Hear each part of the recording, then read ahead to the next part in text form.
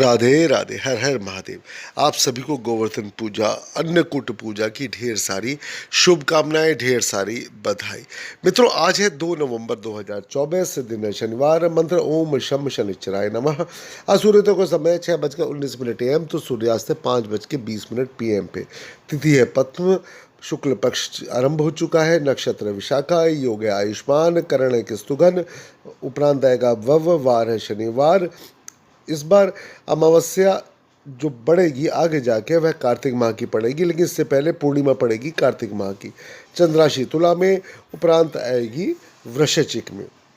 आज का मंत्र ओम शम शनिश्चराय नमः। मित्रों, अगर आप शनि की महादशा, अंतरदशा, प्रतंत्र दशा से गुजर रहे हैं या ढैया आपके ऊपर है, तो आपको दशरथ कृत शनि स्तोत्र का पाठ प्रतिदिन करना चाहिए।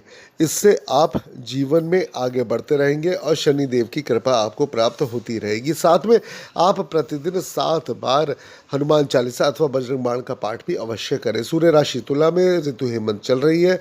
सूर्य देव इस समय दक्षिणायन है, संवत्सर क्रोधी है जो कि उत्तर होकर कालयुक्त है। विक्रम संवत 2081 है, गुजराती संवत भी 2081 है। शक संवत 1946 है। हम लोग कलयुग में चल रहे हैं जिसका 5125वां वर्ष चल रहा है।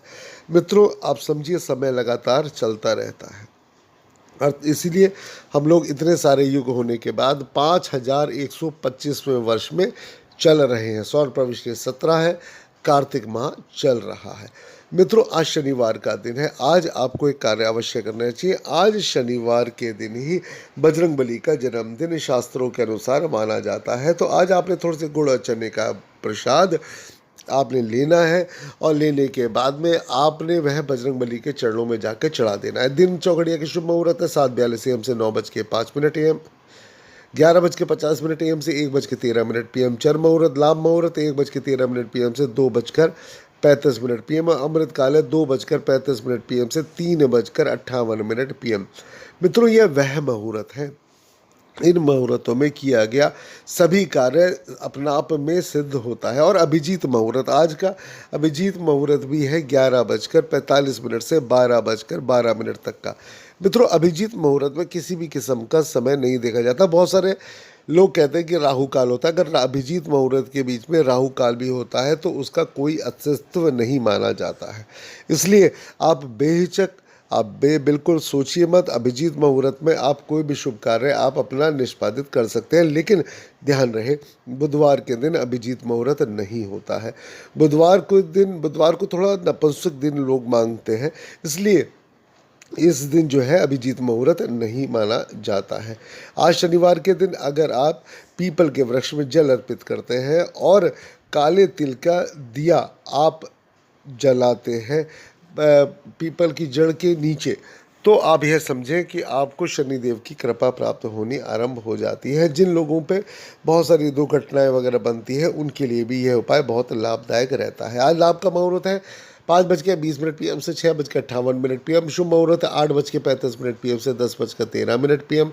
अमृत काल है 10:13 PM से 11:51 PM और 11:51 PM से रात्रि का प्रथम पहर आरंभ हो जाएगा जो कि 1:28 AM तक का है। लाभ का मुहूर्त है 4:43 AM से 6:21 यानी कि सूर्योदय के समय तक लाभ का शुभ मुहूर्त रहेगा। मित्रों, यह समय जो चल रहा है ये बहुत ही अच्छा समय है। इस समय पर हर तरीके की आपको पूजा पाठ अवश्य करने चाहिए। अगर आपकी अचानक से प्रातःकाल आँख खुल जाती है तो वह आपको अवश्य कार्य करना चाहिए। इससे करने से आपको अत्यधिक लाभ प्राप्त होगा। आप जीवन में, दैनिक जीवन में भी दिन प्रतिदिन उन्नति करते चले जाएंगे। मित्रों, दिवाली के 5 दिन उत्सव में गोवर्धन पूजा, अन्नकूट पूजा चौथा त्योहार रहता है जो दिवाली के अगले दिन आता है। भगवान श्री कृष्ण के काल के पहले गोवर्धन पूजा नहीं होती थी। अन्नकूट महोत्सव ही मनाया जाता था। गोवर्धन पूजा के पहले इंद्रोत्सव मनाया जाता था।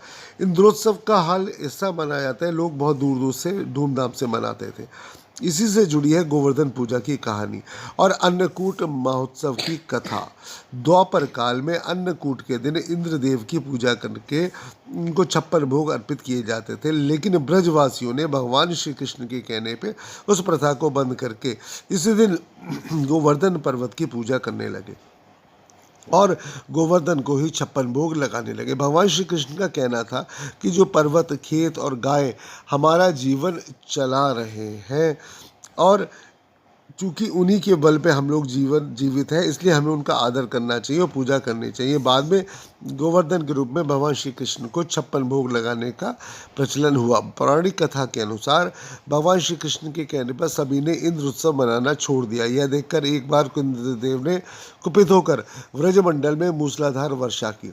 इस वर्षा से ब्रजवासियों को बचाने के लिए भगवान श्री कृष्ण ने 7 दिन तक गोवर्धन पर्वत को अपनी छोटी उंगली पर उठाकर इंद्र का मान मर्दन किया था। उस दिन से उस पर्वत के नीचे 7 दिन तक सभी ग्रामीणों के साथ ही गोप गोपिकाएं उनकी छाया में सुरक्षा पूर्वक रहे। फिर ब्रह्मा जी ने इंद्र को बताया कि पृथ्वी पर श्री हरि विष्णु ने ही श्री कृष्ण के रूप में जन्म लिया है, उनसे बैर लेना उचित नहीं है। यह जानकर इंद्रदेव ने भगवान श्री कृष्ण से क्षमा याचना की।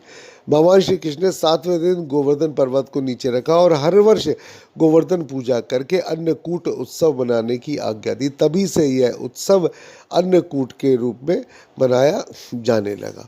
मित्रों, यह बहुत ही सुंदर सी कथा है। इस कथा को सुनने से बहुत सारे कष्ट आपके दूर हो जाते हैं। साथ ही, और यह बात सत्य भी तो है, प्रभु ने भी यह बात बिल्कुल सही कही है कि जो हमको, देखिए, छोटे छोटे जो पेड़ हैं, है ना, वो बीजों से बनते हैं, तो हमेशा हमने सभी पेड़ों का आदर करना चाहिए। राधे राधे, हर हर महादेव।